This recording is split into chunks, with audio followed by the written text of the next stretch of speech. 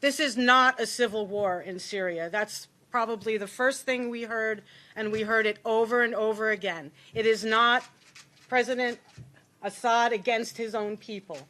It is President Assad and the Syrian people all together in unity against outside forces, outside mercenary forces, terror organizations, the names change every day or every other day to try to protect their identity and maybe keep the connection between the country that funded it and that group kind of a little bit more nebulous. But there are groups, mercenary forces, supported by Qatar, Saudi Arabia, Turkey, the United States, and underneath it, Israel, the state of Israel. And these outside mercenary forces are the ones that are terrorizing the Syrian people and are attempting to divide the Syrian people. I remember when the U.S. invaded Iraq, our organization was against it well before the invasion ever began. But once the invasion was over and the United States was setting up a government, we talked to many Iraqis who said, we're not Sunni and Shia, we're not Sunni, Shia, and Kurds, but the United States is trying to divide us that way. And we got exactly the same message when we were in Syria. We are Syrians. As Henry said before, whether you're Christian, Muslim, or other, you're Syrian. And that's one of the things that's enabled the Assad government to withstand 5+ years of this kind of outside attack. When it was time for the U.S. to unseat Saddam Hussein, after years of sanctions and 2 wars, he fell like that. When it was time, the United States decided time for Gaddafi to go, he fell like that. But when it was time, the United States decided it was time for Assad to go, he did not fall. And why? Because he has the support of 23 million Syrian people. The motive, in my opinion, of the U.S. war is to destroy an independent Arab secular state. It's the last secular Arab state standing, and it wants a client regime like Libya, like Iraq, like a number of other countries you could mention. The U.S. hostility to independent Syria long precedes 2011, the beginning of the war. The U.S., I concluded, claims to be against ISIS terrorism, but yet has been loath to fight a really consistent fight against terrorism. Certain privileged groups, such as the al-Nusra Front, the names shift, are called moderate rebels because they fight the Syrian government, and the U.S. wants that. They are not moderate. They beheaded a 12-year-old boy when we were there. We saw it on YouTube and on TV. The motives of the U.S. proxy war states are somewhat different. Sectarian motives and regional power rivalries affect Saudi Arabia and Qatar. The Wahhabist ideology, the ideology of the Muslim Brotherhood, is a sick, medieval, backward ideology. It drives the Saudi state. It motivates that state to finance this war. And Damascus, by contrast, promotes a socially inclusive and pluralistic form of Islam.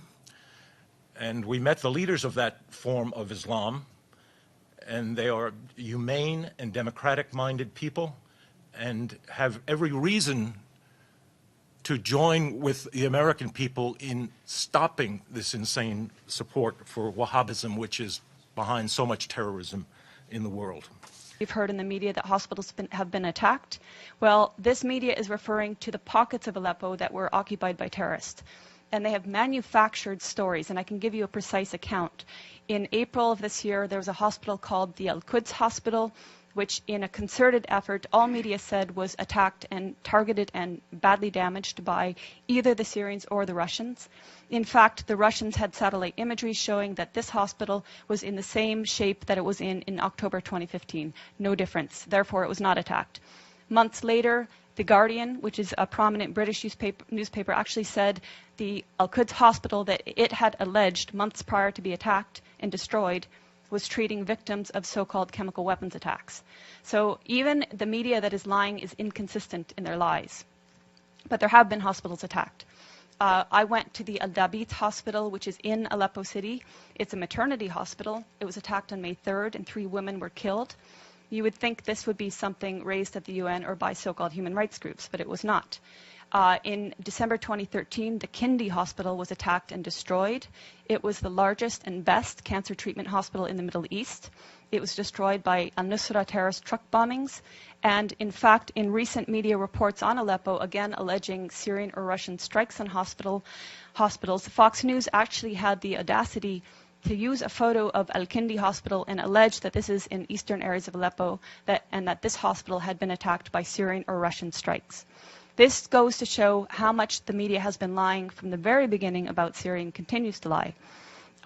When I went to Aleppo, I spoke with the Aleppo Medical Association. They comprise 4,160 active and registered doctors. More lies in the media have said the last doctor in Aleppo, the last pediatrician in Aleppo. Of these over 4,000 doctors, 800 of them are specialists. So you can see that when the media talks about Aleppo, it's talking about areas that were occupied by terrorists. And it's completely negating the suffering and the will of the Syrian people in greater Aleppo. Those of my fellow countrymen who are dogmatic about Assad demonization are not going to like what I have to say now, which is that the Syrian government is popular, and for that reason, it is winning the war. The Battle of Aleppo will probably be decided soon, relatively soon, and maybe the last hurrah, in my opinion, of the foreign mercenaries. The president is popular. His government is recognized as legitimate by the UN. It contests and wins elections. The elections are monitored. There's a parliament which contains opposition parties. We met them.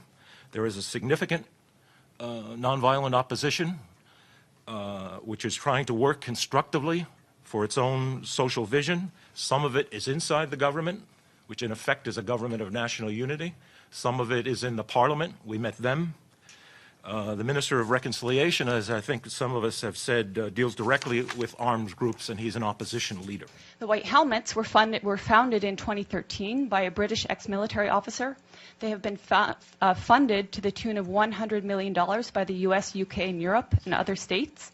They purport to be rescuing civilians in eastern Aleppo and Idlib, yet no one in eastern Aleppo has heard of them. And I say no one, bearing in mind that now 95% of these areas of eastern Aleppo are liberated. The White Helmets purport to be neutral, yet they can be found carrying guns and standing on the dead bodies of Syrian soldiers. And their video footage actually contains children that have been recycled in different reports. So you can find a girl named Aya who turns up in a report in month, say, August, and she turns up in the next month in 2 different locations. So they are not credible. The SOHR is not credible. Unnamed activists are not credible. Once or twice, maybe, but every time, not credible. So your sources on the ground, you don't have them. As for your agenda, not your, but the agenda of some corporate media, it is the agenda of regime change. How can the New York Times, I was reading it this morning, or how can Democracy Now!, which I was reading the other day, maintain until this day that this is a civil war in Syria? How can they maintain until this day that that the protests were unarmed and nonviolent until, say, 2012? That is absolutely not true. How can they maintain that the Syrian government is attacking civilians in Aleppo when every person that's coming out of these areas occupied by terrorists is saying the opposite? So that's with regards to your question on lying Western media. How do I quantify the support of the Syrian people? The elections. In 2014, the Syrian people held elections. The voter turnout was 88%, including people in Lebanon where I was during the elections in Lebanon, which were actually ran for 2 days, extended hours, people walking for kilometers to reach the embassy, including people who flew from their own countries like mine, which has criminally shut the Syrian embassy so that Syrian people have no rights, and including people within Syria who braved a torrent of terrorist mortars and missiles on election day. Assad government provides free health care, free universal health care to everyone. It's a mission, it's part of the government's mission.